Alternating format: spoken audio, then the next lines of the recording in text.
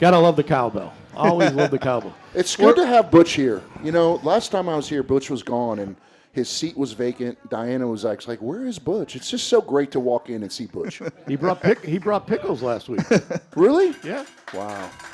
Pretty That's exciting. awesome. That's you want to talk about pickles? Jim, I'm just here for you. Whatever you want to talk about. We do have an important guest here, but if you just want to talk about whatever you want. Well, I can talk about pickles if we need to talk about pickles. It's just the Jim Gazzola show. This is actually PokeCast on 92.9 The Lake and from Mr. Bill's. Get that out there. Also, just a reminder, the game this weekend, 6 p.m. You haven't changed the name of the stadium or anything and sold it again, have you? No. Just making sure. Flamethrowers, 7 o'clock roughly tomorrow or Friday night, yeah. Right, you're gonna dance? You're gonna sing? You're gonna no, dance? I don't. But I love the music, but I won't dance. No. What kind of music do they play? It's just a cover band. It's really a party band, and they're really well known around the area. It's going to be great. It'll be packed. It'll be a really fun Any time. Sinatra? You know what? I can ask them. If you show up, I'll buy you a beer, and free. I will get You get them free. It's the greatest and thing I I've will ever get seen. them. I'm sure I can get them to play a little Frank Sinatra for you. If that's the case, I'll buy you one too.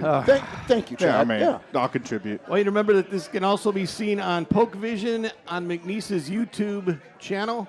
Yes. Correct, Matt? Correct. There you go. So you're on TV now. So Oh. Act right.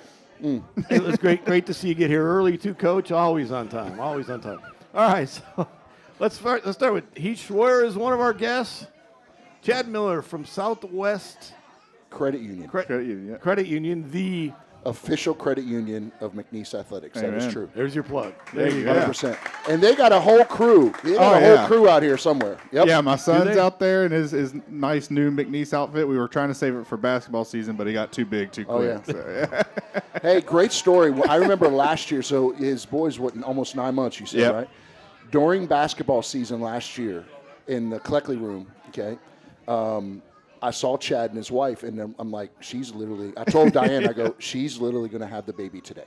But they were not going to miss a basketball game. It was awesome. Yeah, and she went. We were driving home that night, and she was like, my back hurts a little bit. I was like, oh, okay, well, we're good. I was sick. I had congestion. We go to bed. I took nighttime medicine. She wakes up at like midnight. She's like, I think we got to go. I was like, she was probably in labor at the basketball game.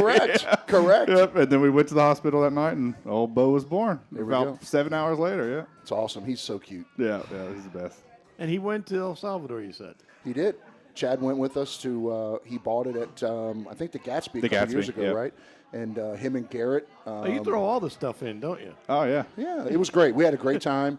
Garrett, Dr. Noble, and I, and the three of us really went. And Did he go in the volcano or up on the volcano? yeah, we did Oh, yeah, everything. we We did climbed all. the whole thing. It was great. You climbed the volcano. Oh yeah, 100%. Yeah. We both did. Oh yeah, El Salvador, man. That was like at the beginning of our sponsorship, or like right after the beginning, and it was just awesome to be able to connect with the kids, see them have fun, and obviously go on the little run that they had. Yeah. So yeah, it was good. It was a good time. So what do you get when he comes to you and says, "I need someone to be the official anything of McNeese Athletics"? What do you get out of it? Well, I mean, for us, like the brand recognition has been huge. We've always been the credit union for the McNeese students. So we've always been very, very involved with the students, I think since like 2008, well before when I was at the credit union. And we've always sponsored things like Cowboy Camp. I know we were at like Freshman Fest this year for that. So we were always on campus. So when he started getting, all the corporate sponsorships and lined up, I think we were like the third or fourth one, that was in line, ready to roll, and just close that loop that we already done with the students. And so now, with the athletes, we've done financial education courses with them, and just like we walk them through a simulator on, hey, if you get this much money, like if you want to buy this car, or if you want to buy this house, or if you want to do these things, that's all great and dandy, but what's it going to look like after that money's gone? And so it just became more relevant, in the last couple of years, and it was just good timing, especially with, NIL and all of that that's kind of come on. And so that's where the partnership, where we're able to come in and say, hey, let us, we don't want to just write a check, and we don't want to just, just get the logo or whatever. We want to be a trusted partner and somebody that's actually involved, in the athletes' lives. And so that financial education piece has been really, really cool. And then, like I said, just the brand recognition that comes with it, and being able to get cool. We have a McNeese debit card that the students love, of course, but then the community can do that to support the folks too. Your face isn't on the debit card, right? No. But I think the one Just making thing sure. I think the one thing that and he mentioned it twice that I think is really important, and this is where, and Miss Paula is going to be on next, and she can kind of talk a little bit more about this. But when we started MAF, obviously part of it was to bring corporate sponsorships in-house, and it isn't just a contract. Right. It's a true partnership, and by bringing it in-house, you know, like Chad has, not to be, but Chad has my cell number, right? So if there's something going on or whatever, hey, can I do it? It's like, yeah, dude, let me, boom, I'll leave it there. Well, like at other places, if Chad called and said, hey, could I get an extra ticket for this, or my sign, can I change my sign? The general manager of Learfield or whatever, I shouldn't say that, would have to call corporate Dallas, Yeah. ask that, and by bringing it in-house, it becomes more personal, and there's real relationships. Like, I mean, you know, a lot of people, like other credit unions, banks, whatever, they ask me kind of the same question, like, what do you get out of it, and what's like the biggest benefit for you? And I say just that. Like, if we need something, or if we want to do something, or if we have an idea, we pick up the phone and call. And I give that example of, like, you're not going to get as much value as we get out of it because the administration here is so good and has all of that in-house and has the power to make those decisions. So we get to come up with very creative ideas that no other people, at least around the state, and when I'm talking about, you know, at least credit unions get to take that advantage. And if you don't know what a credit union is, I can give an hour-long spiel on it, but at the end of the day, we're a not-for-profit financial institution. And so that's when we first talking to Heath, I was like, we can't just write a check. You know, the way that we're structured is everything that we earn has to go back into our membership, or essentially back into the business. And we're just a small business, and it has to be able to benefit our members. And so, you know, credit unions sometimes, if they're doing stadium name rights deal and things, they get, they get kind of criticized because of how we're structured. But I can never be criticized because I'm able to say, look, these students are our members. We're giving financial education back. We're branding. We're doing a thing right now with the football team. And again, this was just an example of a creative idea that we were able to have and get approved. I say like that. We had to go through compliance and things like that. But now that it's approved and we got the baseline for it, it's like that. But it's called a Cowboy Up CD. And so for football, every time the Pokes score, the interest rate goes up on a CD. So if you're saving money and you're looking to earn interest on it, every time we score, the rate's going up. So it started at a base rate of 2.5%. You know, we're 4 or 5 games in. It's already at 3.76, and we got 7 games left to go. And, you know, a market rate, you know, for a savings CD right now is around 4%. So we're already there. You know, we got 7 games to go. But where I tie all that back into financial education is, you know, people in my generation and age don't even really know what a CD is or how to use a low-risk investment like that to earn money. And so we do it where it only starts at $100 and you can kind of play along. And so it's a way to teach people at a very minimal risk, low risk, no risk, to be able to earn some money. And it's just fun to be able to partner with you guys like that and you guys be on board. And it's been really, really successful. Well, I'll tell you this too, Jim. Like, we had an NIL summit last year, which we're the only second school in the state that did it next to LSU. And Chad and his group came in and set up a booth, and they did financial literacy, right? Well, so many of the kids the seniors that left, the senior exit interviews, if you will, they all talked about the summit and talked about that day. They learned more about life, if you will, from that day, from them just sitting down saying, okay, here, this is your interest rate with this credit. Right. This is your interest rate with this credit. Like, they had no idea. Yeah. And, you know, you take so many things for granted, but he is, I mean, it's a true partnership, but he is really not just written a check and all that, but he has really dove in to helping our kids. Yeah, and I mean, that's what I encourage anybody that talks to us to be able to do is, like, utilize it and utilize the people, because you guys, again, have been very, very gracious to us and down with our crazy ideas. And like I said, it benefits the athletes and the kids, but, you know, it's good for the whole community. Like I said, it's not just them that can participate, it's anybody else. And I saw a couple hands raised that got in on it, and you got in good. That the first game when we scored, what was it, like 54 points? You were sweating a little bit. My CFO was texting me like, I don't know if this was a good idea. I was like, well, we're just going to have to power through it for a little while, yeah. Well, one of the things is, you were at the kind of ground level of this start. What have you seen as a difference, and how has it built to where more communities have seen, more community businesses have seen what you get out of it, what it's grown, and how has it grown? Yeah, I mean, like I said, it kind of started off as like, what do we even want this to accomplish? And like I said, it started off as like, let's just tie together the knots of what we already have with the student, and let's get a debit card going, and maybe try to like I said, just kind of make it as a marketing ploy. But it's turned into, because of the involvement and the openness that we've been able to have with the staff, to be able to do all of those types of things and just give back more and more and more and more.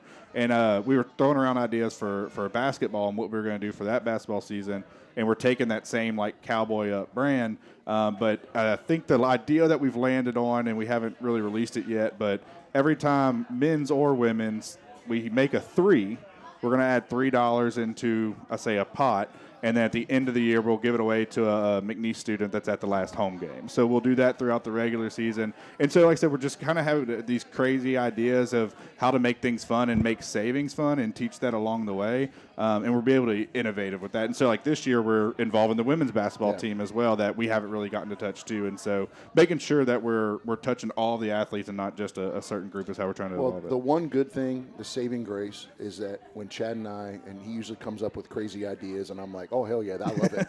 But I always go, hold on a second, let me ask Miss Bridget. Yeah, exactly. Let's run it through Miss Bridget first. And there's times that she looks at us and goes, I don't know that. Let me look. Let's figure it out. It's great. Don't forget, if you have questions for Lexi, is around on the floor. Just grab her, get her, and have her ask the question. Don't grab her. So as we kind of move on to this, I want to ask, how has the difference been with players and athletes when it comes to their learning the NIL? How much more interest are they in it now than they were before? I mean, I think, for our experience, for what we've done from the beginning to end, I think, they kind of came into it at the beginning like, oh, man, this is just something that, we probably have to do and, kind of like check a box. But by the end of it, or by now that they've even gotten to know us, you can see the genuine, like, excitement and fun that they're having through that and learning through it. And that's the biggest key, is you can't make this stuff, boring. And I think for finance in general, we try to and this is athletes or, people who are, adults and past even their credit part of life, we tend to make things like a lot more difficult than it needs to be. So if we just could make it simple and make it relatable, they have fun doing it, and they look forward to doing it now. But they're also now their own businessmen. Right, yeah. So, I mean, they need to have that education, or they're going to be taken advantage of. And, like, I know one athlete that we were talking to at the beginning when they first came in, they didn't have a bank or a credit union here, and they were taking their NIL checks and going to, check cashing and getting 15% cut off of it right there. And they don't know. They don't know. And they're like, well, my bank wouldn't take the mobile deposit because they didn't know where it comes from, and they were back in New York or wherever the kid was from. And I was like, man, it's a free account. Open it here, come here, and even if you just use it to cash your check, just use it to cash your check. But it's little things like that they just don't know, and they make do. So. And you get them ready for the sticker shock of tax season. Amen. Yeah, that we make sure. That's the one thing that. I think Miss Bridget or everybody wants us to make sure we understand is like, hey, like make sure they know they have to pay taxes. Yeah, like, absolutely. But I will say this though, they've been a great partner. They're on campus a lot. They're very visible. Chad and his group do an unbelievable job, and it's just to see where math has grown, to see this relationship. Like this is a prime example. I mean, I think our first quote unquote contract was maybe for $5,000 to where it is now. Right. Like it's ridiculous, and how much this has grown, and it's a microcosm of what has happened with math, because people in this community, like Chad and other people that have jumped on board and said, hey, you know what, this is different, this is good for me. It's not just writing a check, it's actually a partnership. Right. And I know I speak for everyone, but I really appreciate you. Well, we appreciate y'all, man. You guys have been awesome. Thank you. I appreciate that. When we come back, we're going to have Paula Dupree talk about the tip-off dinner. Here we go. After this on Amen. PokeCast. Good job.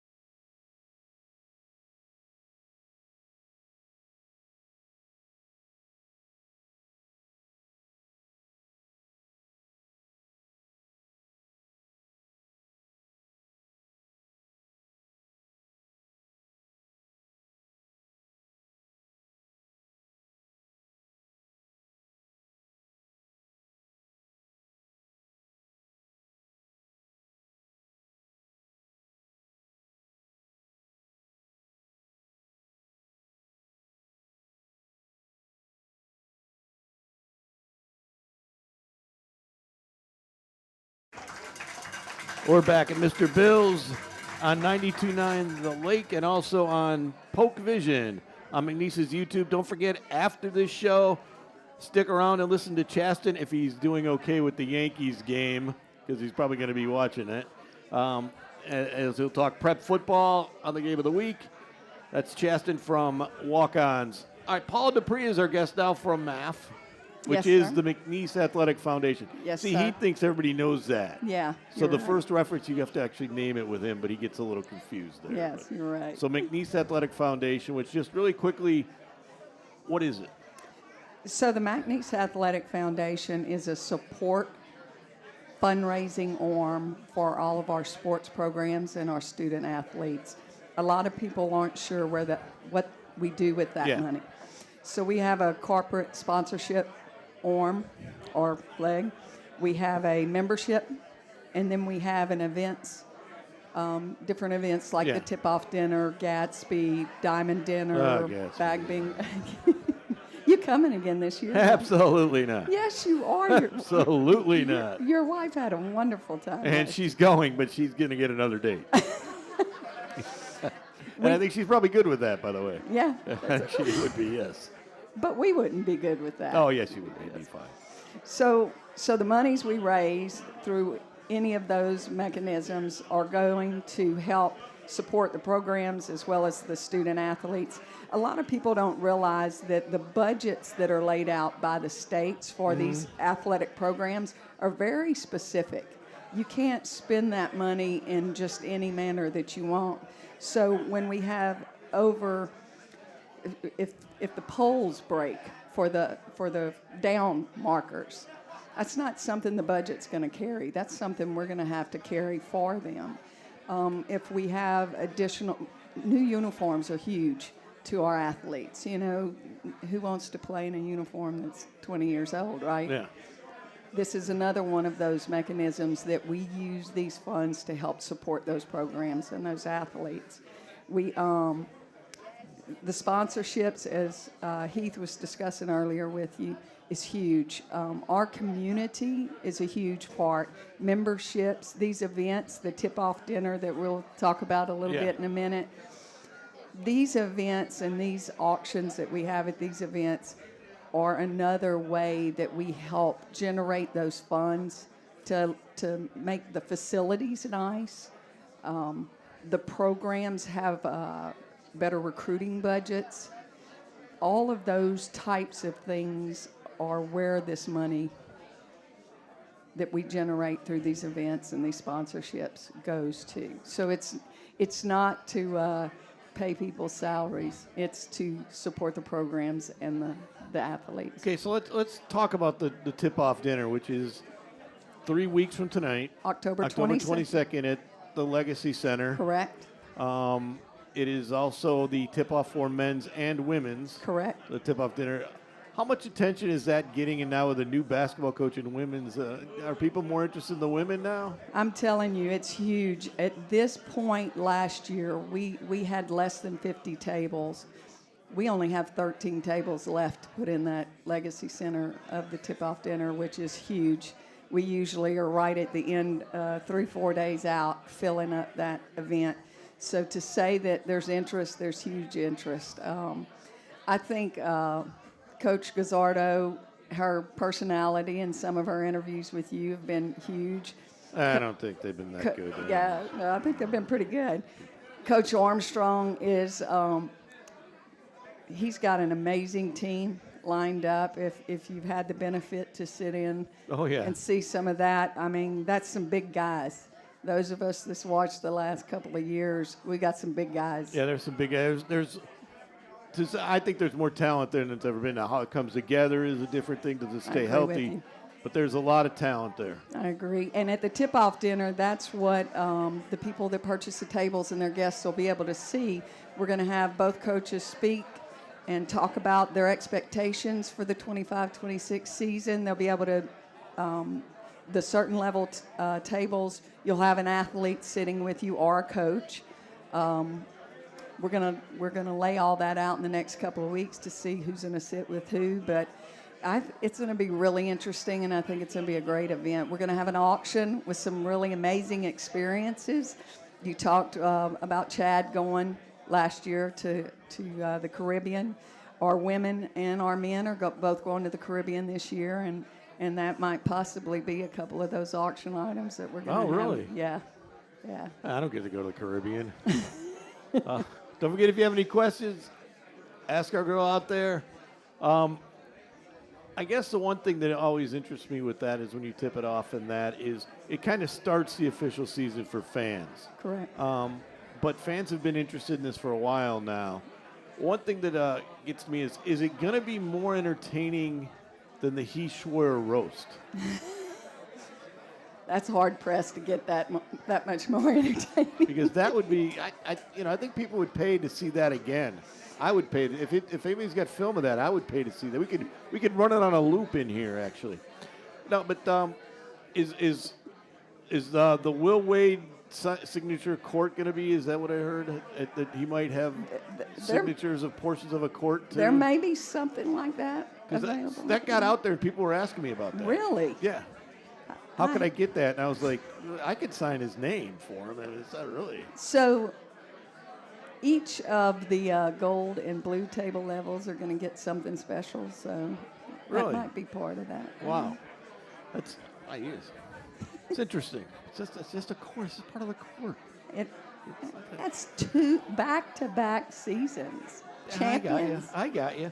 The But he's first, gone. He's gone. the first year that we won an NCAA playoff. When it comes to that, though, the interest from the last couple of years just on that product, Yes. how much has that changed, and how much does that bring kind of the community into the for a lot of them, for this group of basketball players on both sides, it'll be kind of their introduction to people, won't it?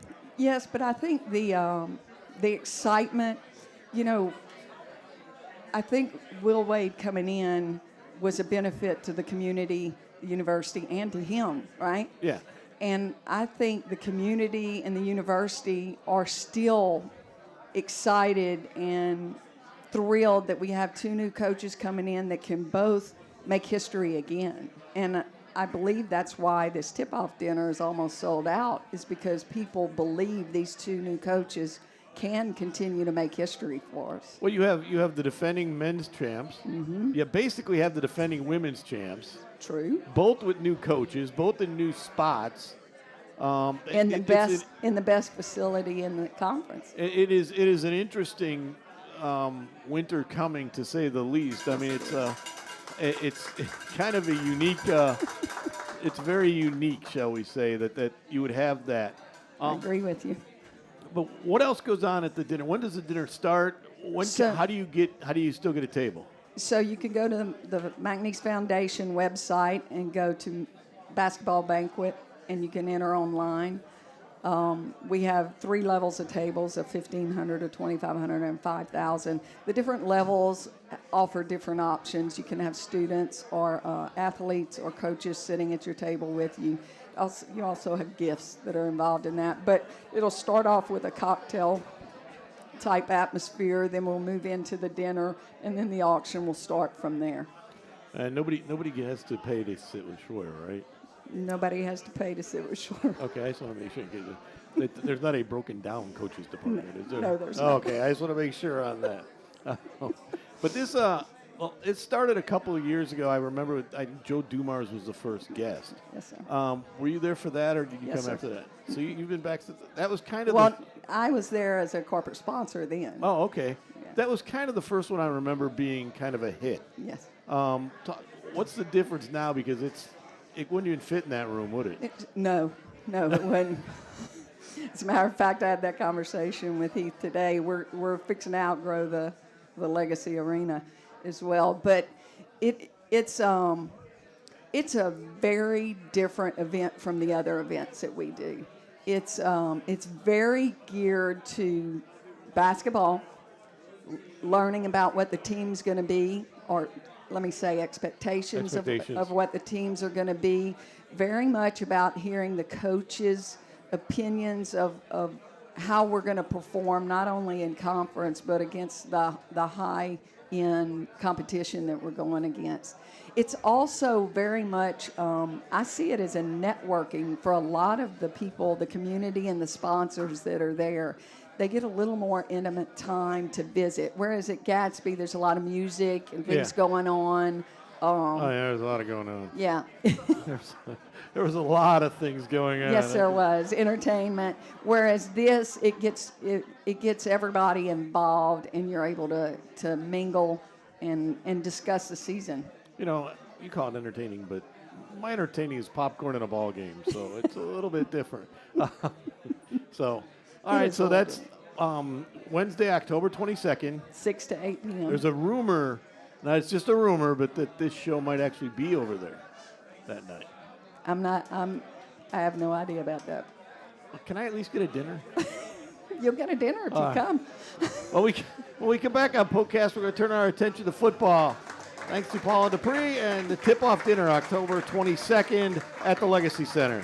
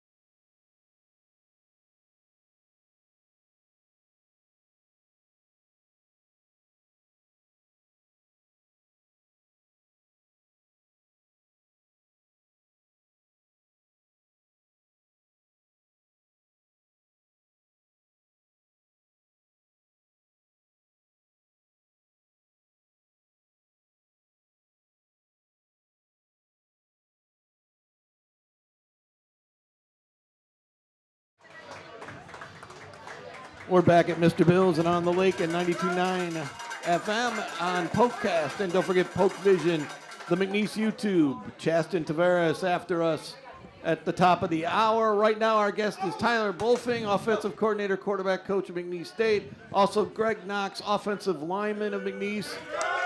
And the Yankees took the lead, so that's why everybody's excited.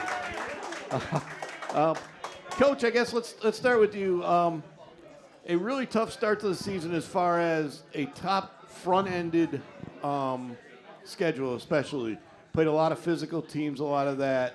Where are you at with how much of your offense is in? How much do you think of your offense? And is the main thing just the consistency because you've had plays at times, but has it been a consistent thing with you? Yeah, I mean, most of our offense is in. We're not really holding any bullets at any point in time in this season. There's new things that go in from week to week, game plan wrinkles that we think give us an advantage in terms of the way we're attacking defenses, but the whole of the offense is in. I think you hit the nail on the head, and something that we're talking about all the time in our building is just the consistency piece of it. Played really, really good at times in stretches that make you really excited about what type of offense we can be, but we haven't gotten over the hump yet, and we're working really hard at it. As a coaching staff, the players are working their tails off to get this thing consistently rolling the way that we want it to. and I'm excited about the direction it's going. I know it's tough to say that being 1-4, but there has been improvement each week, and so hopefully this thing's about to really take off for us. One of the things is, and I actually write about it tomorrow, is there's an exterior to the season, there's an interior to the season. Exterior, you look at the scores and the record in that, and you say, okay, 1-4. But interior, when you look long and hard at it, you see a lot of differences from past years. Greg, talk about that.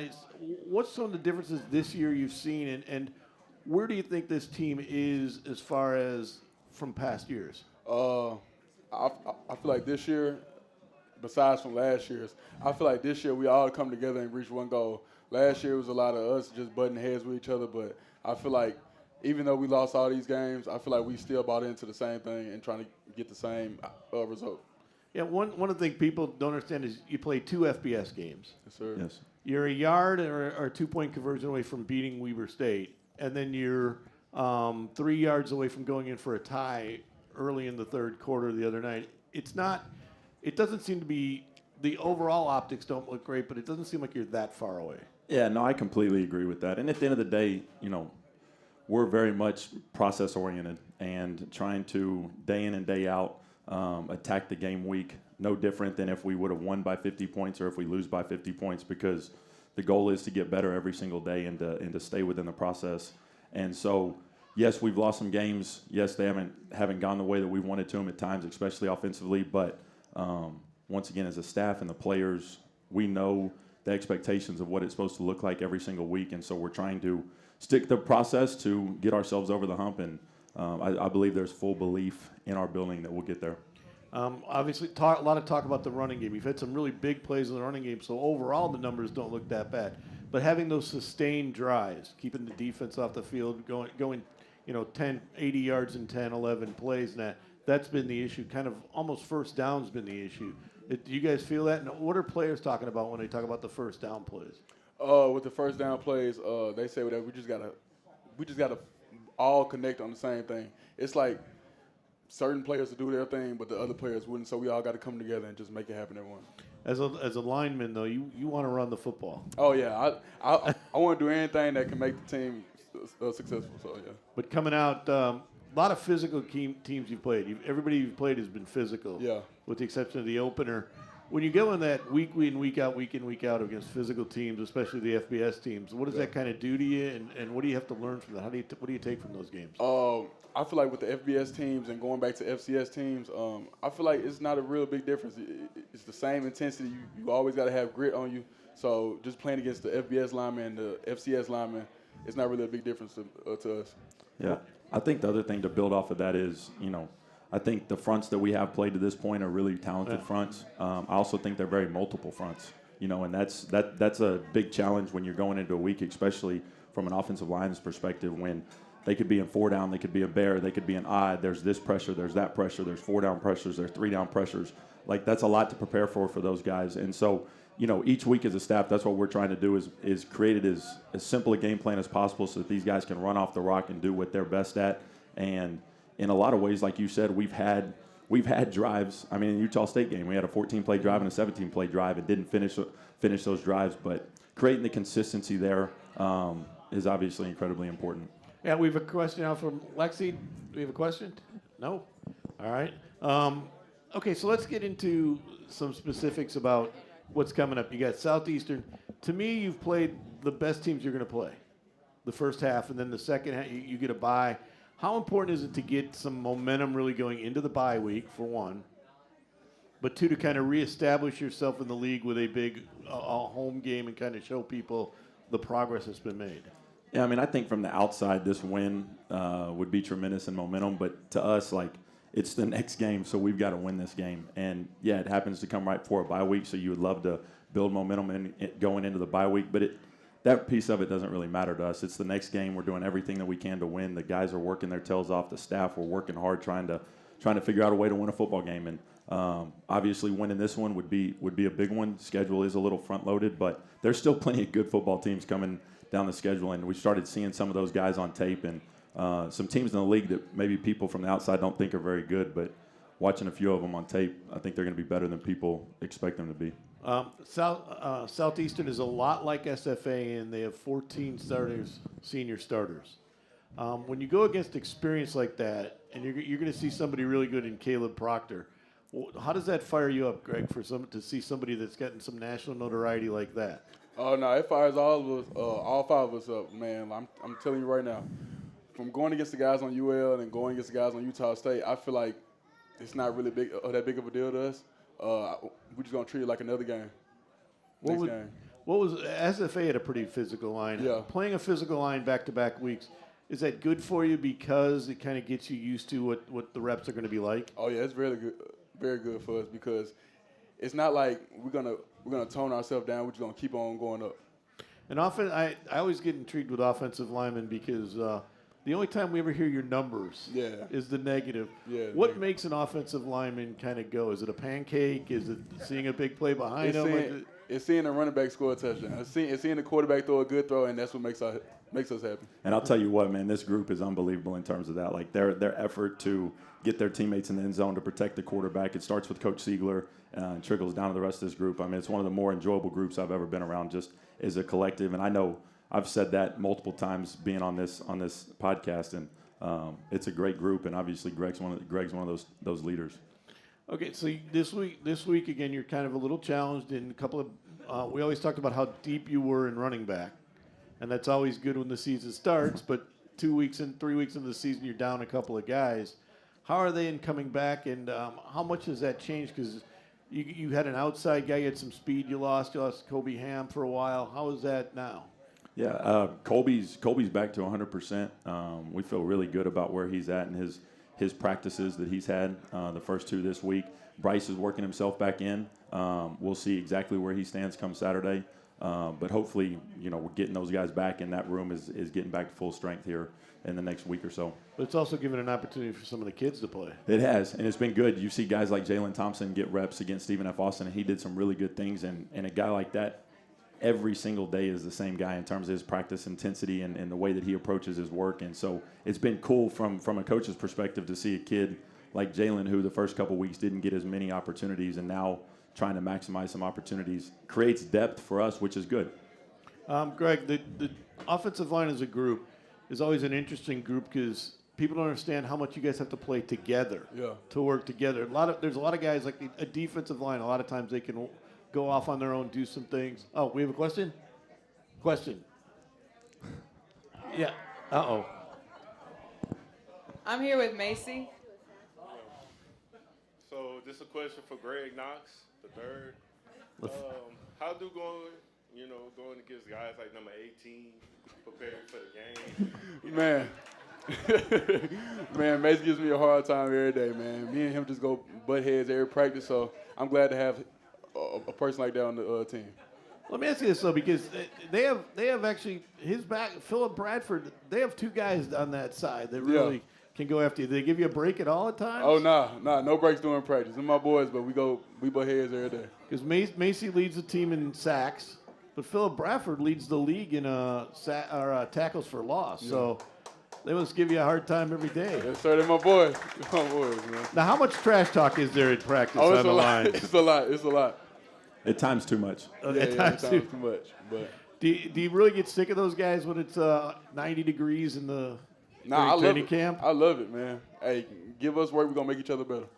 Well, getting back to the question about how long does it take for an offensive line to kind of gel and understand each running back does something different too? Yeah. So starting with that, I know each running back does something different. So, like, with Kobe Ham, it's more of like a power back. With Bryce, it's more of speed. So we just got to learn how to block for each one of those guys. But it's really the same. Just gur. Like Coach Siegler says, he tells us to just gur. Just gur. Yeah. For you, when you have a guy out and you're planning on you have a set formation for all these guys and that in place for different guys. How much does that change? And what has Trevante been like this year? Because he's had to carry some load. Yeah, I mean, I think for the most part he's played really well. I mean, like other players, he's got mistakes certainly on the film, but he's been doing really well. Really like the way that he's running the football, playing physically, and it's been good to see him kind of get elevated carries the last couple of weeks to see if we can lean on him late in the season. I think he's showing us that he can, and once again, it goes back to what I was saying earlier. I think we're creating really quality depth in that room because of some of the injuries that we've had. Because people forget he hasn't played in 2 years really a lot of football.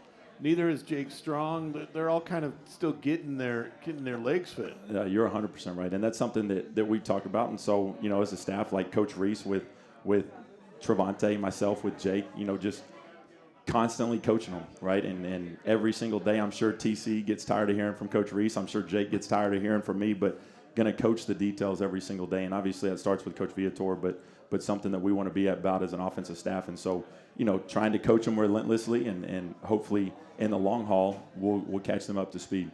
The fact that you have, I think, 15 guys with catches, but you're also using last year another question? Where is she? Oh, way back there. We way in the back. I'm with Jamal. So my question to Greg is, you've been here for about 4 years now, so how would you say, like, the culture at McNeese has changed and how y'all improved this year? I feel like the culture has changed for the better. I feel like that we can really just buy into one product now. Like, it had a lot of stuff last year that was just going against what we as a team needed to believe in. So I think that this year we bought into what Coach V is saying, and like everybody's coaches is just getting to them in a positive level. Yeah, that's one thing I want to say is that I'm not rooting for anybody or anything, but the difference of when I talk interior, exterior, the interior look of the team is so much different than it really is, and you hear it in press conferences, you hear it in the way kids talk, you see it how they act together. That's what I mean by it's different. But so there is. It may not look it on numbers at times, but there is a different feel about the team. Yes, sir. So that's last question for you, though. You got Southeastern coming in. Now, that's kind of a rivalry. There was some interesting things that happened 2 years ago we won't get into about tapes and that with Southeastern. But what do you see from them that you can kind of attack on offense? Is there anything? Well, I'll start. They're a really talented defense. I know they're about middle of the pack in terms of statistics, but it's a good defense, and it starts with the front, obviously. And you mentioned number 2, Caleb Proctor, possibly the best individual player we've played to this point in time in the season. But they're a simple defense. Now, they're going to know what their issues are. They're going to know how to line up. They're going to know how to attack. But, going into a game week when you're playing a simpler defense, a lot of times you feel pretty good about the plan of attack that you can put into place and the reps that you're going to get. It makes us feel a little bit better right now. I know the players do in a way, too, because the last couple of weeks have been preparation for incredibly multiple defenses, which can be a real challenge Tuesday through Thursday. But this week's a little bit tamer in terms of the defense, which makes you feel better about the plan going into it. When we come back, we're going to talk defense with Coach Peck after this on the PokeCast. Good job, Greg.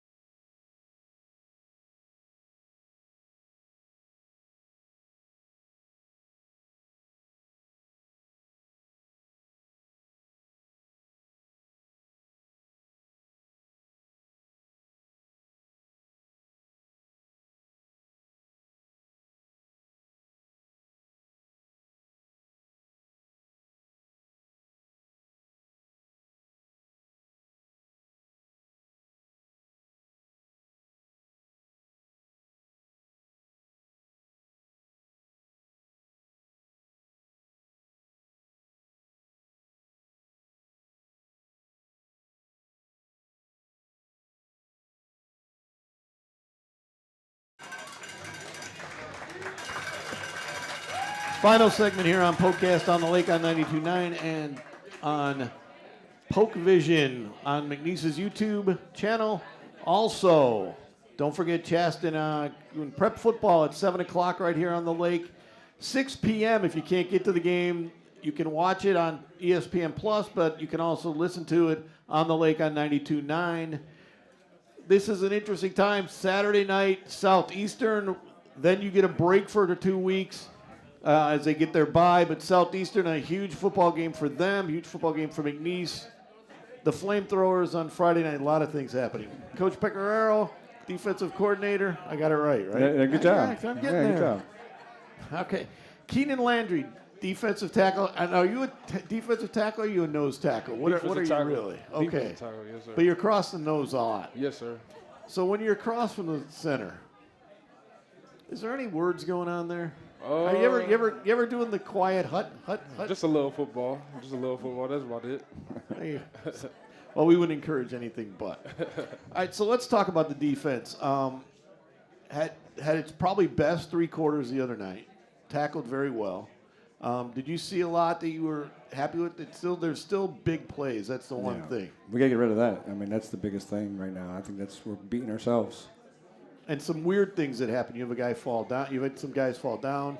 You had 2 defensive backs one time run into each other. You got a pick play. Can you take away a guy falling down? That one doesn't really upset me as much. I think that's kind of part of the game at times. But there was 2 other times we had busted coverages. Like the 4th and 5, we should have got off the field right there. And then there was another time in the red zone. So those 14 points is the difference in the ballgame right there. Yeah, and a couple of other things that happened. But it does seem like, for the most part, you contained their run game. We did better definitely versus the run. I thought we did a good job of pressuring the quarterback. I think we had like 6 tackles for loss. The defensive line did a really good job affecting the quarterback. But we just got to do a better job of playing longer and longer.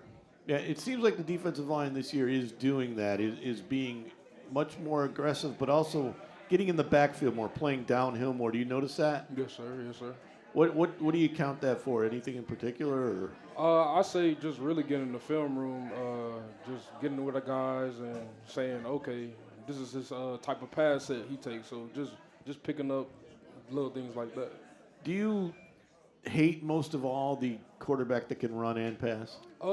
It makes the game a little more fun, That's what I like. I like getting after those guys.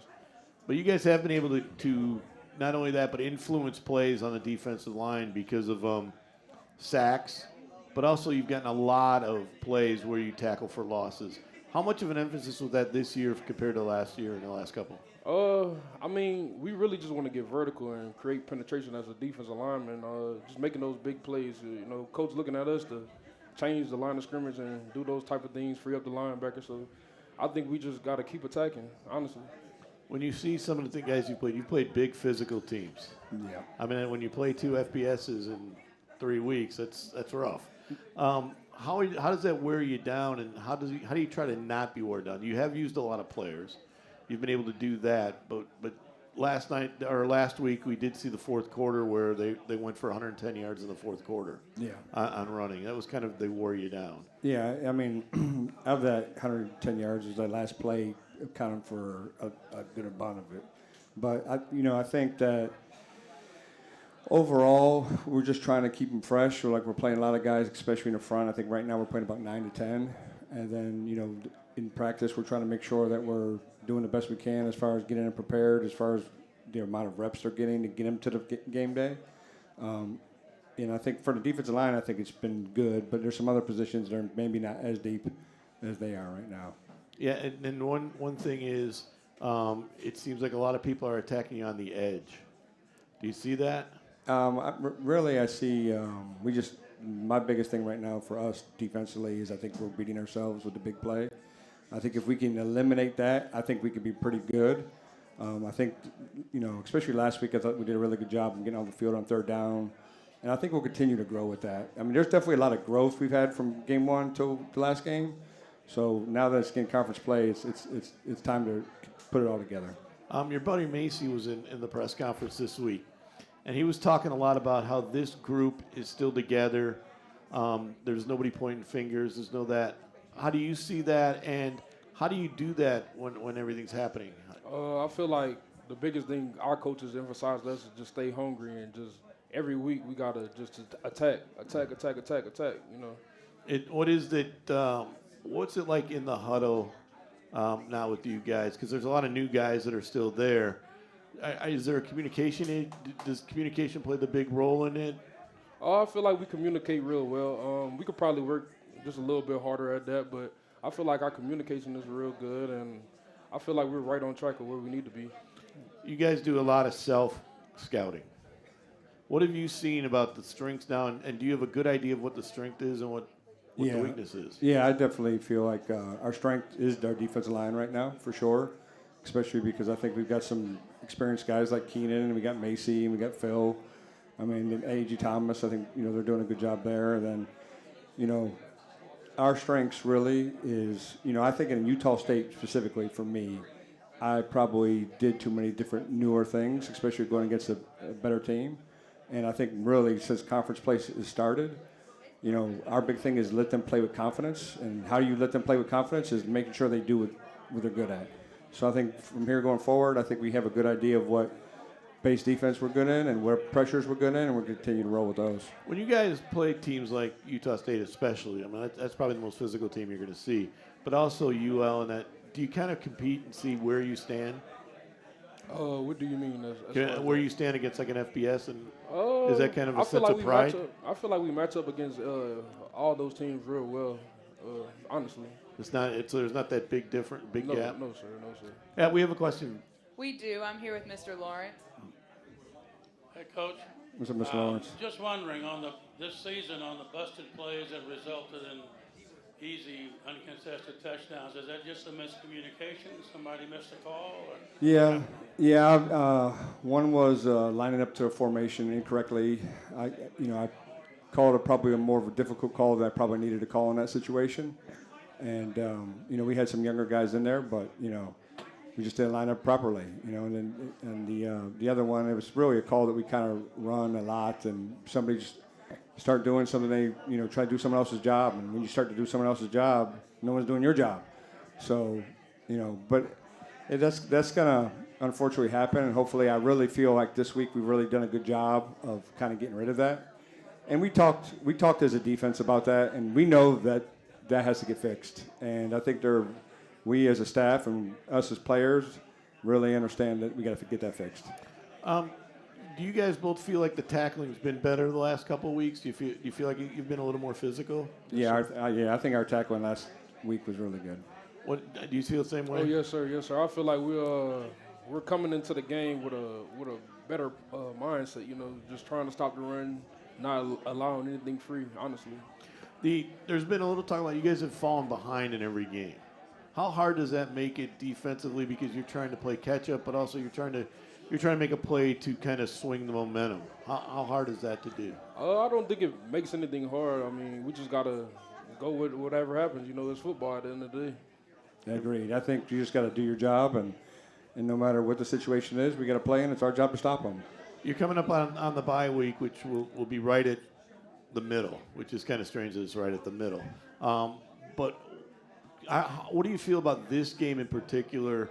Because they have two quarterbacks for one thing. Are they completely different guys? Do you have to plan for both, or because they're both going to play? Yeah. Or do they run basically similar offenses with them? It's crazy. Since I've been in this conference, Coach Selfo, every time we played him, has actually played with two quarterbacks. So I think this year's kind of like the same. I mean, one guy probably throws the ball a little better. One guy runs the ball a little better, but I think they both run the entire offense. Do you see that? Yes, sir. Yes, sir. What about offensive line? I know their defensive line gets a lot of credit. Offensive line's solid. Yeah, is it? Yeah, they're solid. Because they have a lot of seniors on their offensive line, too. You're running into a lot of seniors early in the year. Yeah, especially, that's part of it. But it's weird in FCS to see that many seniors kind of at this point in time now. Yeah, I would agree with that. So, what about for you guys when you hear a defensive line get a lot of attention? Does that kind of fire you up to show your group that can match with them? Does it kind of challenge you a little bit? I feel like as a group, we're not really looking at anything external. We're just looking at each other, trying to make each other better, and that's really it. So most centers, will they talk to you? Oh yeah, they'll talk a little trash here and there, but it's just football. Yeah. What's when you hit somebody, when you get into the defense, when you get into the backfield and that, do you talk it up there? Oh no, I just play a little football. You know, that's pretty much it. This team, where do you think it can go in the second half of the year, and how much would it be to kind of get off to a good start? I feel like we could definitely make a postseason run. You know, just get everything on track. Just play a complete game of football. And what about playing at home this weekend? It's definitely getting back big. at home. Definitely big coming back to the hole and just being in front of everybody, and I think it'll be good. Coach, for you, I talked a little bit about the externals and internals earlier, and that the internal looks so much better. How do you feel about the internals as this year compared? Oh, it's been awesome. I think everybody in the building respects Coach Viator with the utmost respect, and I think when he says something, you listen, you know, and I think he's done a phenomenal job really with the team. I think the players have 100% bought into him, and we're just going to work every single day. And that's kind of his message is like, you know, this thing is a process. So we got to be process driven, you know, not results driven, because results come and go. But process, making sure you do the right thing all the time, that's how success comes. Do players understand that? Oh, yes, sir. I feel like just knowing Coach V more on a personal level, because he coached at my high school in the past. So just hearing about him over the years, I mean, I feel like we have a real good respect for him, just knowing what he has done and what he will do here. So I feel like that's the biggest thing. Is Southeastern that big of a rivalry? Yeah, of course. Any Every conference game to me is a rivalry. Yeah. But there's always been, I mean, you know, this school kind of stole their coaches and stole the basketball, and it has stolen some people over the years from them. Do you ever hear about that? I'm a football coach, so. Not unless it's football. All right. Thanks, guys. Tony Pecoraro, Keenan Landry has been our guest. So this week, Southeastern comes in. They're 1-0 in the league, 3-2 overall. Their losses were to Louisiana Tech and LSU. McNeese has 2 losses to FBS as well. So this is a big game to kind of flip the year. Do you guys feel like you're going to be able to flip this thing? For sure. 100% we do. And if you do that, you get a week off. Oh, yes, sir. Well, you get a week off anyway, but Yeah. a week off. So next week we'll find out about Southeastern. We'll hear more about the tip-off dinner on the PokeCast. Don't forget to listen for Chaston following us on Prep Football. We'll see you next week.